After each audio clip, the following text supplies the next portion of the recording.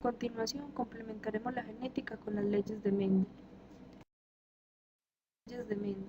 Este científico fue quien se dispuso a cruzar plantas para ver cómo se trasladaban las características desde esta generación a las plantas hijas. Ahora vamos a ir explicando un poco entre los experimentos que se hicieron en aquella época y los conocimientos actuales. La primera ley de Mendel es la ley de la uniformidad. Establece que cuando se hibridizan o se juntan razas puras, las primeras generaciones va a generar todas las plantas exactamente iguales. La nombramos como F1.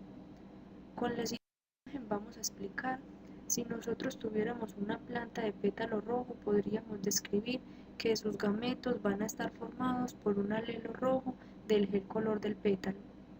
En cambio, las plantas azules, como raza pura, van a estar formadas por el alelo gel color azul. Ahora, si estas plantas se hibridizan o se fecundan, la célula hija o la generación que nombramos como F1 va a tener ahora la generación del alelo rojo y del alelo azul, y como dijimos que el alelo es el dominante, todas las plantas resultantes van a ser de color rojo. Segunda ley. La podemos encontrar como principio de segregación.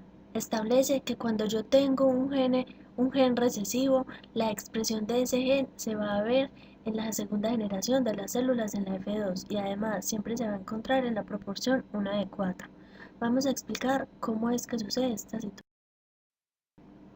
Si nosotras tenemos las plantas F1, que son las rojas, la segunda generación va a ser la combinación de los gametos de esas células de la generación intermedia. Ahora, estas plantas ya no van a ser puras porque sus células se originan o sus alelos ya son heterogocitas.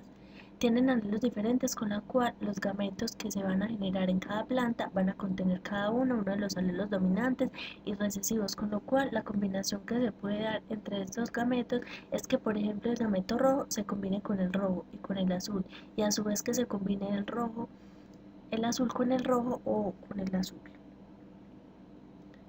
¿Cómo será entonces la probabilidad de generaciones que va a dar en F2? Se tiene 4 posibilidades diferentes.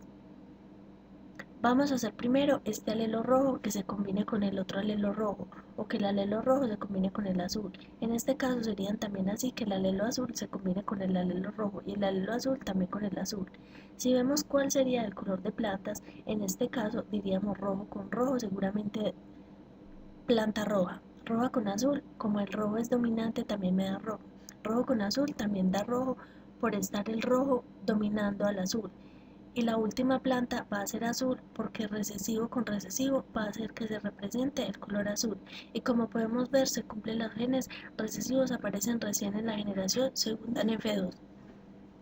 Y siempre en la proporción 1 cada 4 plantas.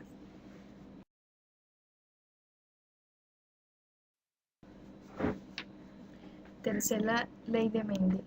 Se dice que es la segregación independiente, donde queremos entender dónde es que se transmiten esas características genéricas a las propias generaciones, si es de forma independiente o está sujeta a otras características. Para esto, lo que hizo Mendel fue generar un híbrido de dos plantas diferentes, pero en este caso con otras características diferentes. Las rojas eran además rugosas y las azules eran lisas.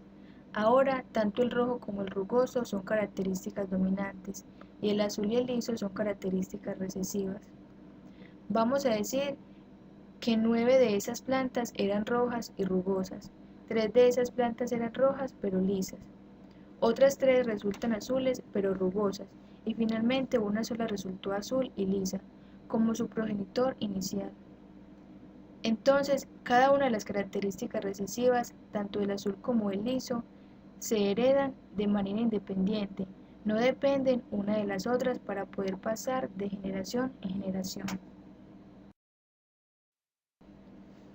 En conclusión, se puede decir que la genética es el campo de la biología que se encarga del estudio de la herencia y de todo lo relacionado a ella.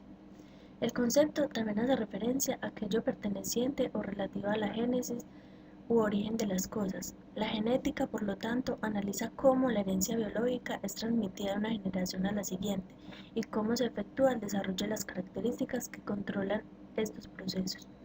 En definitiva, el objeto de estudio de la genética son los patrones de herencia, es decir, el modo en que los rasgos y las características se transmiten de padres a hijos.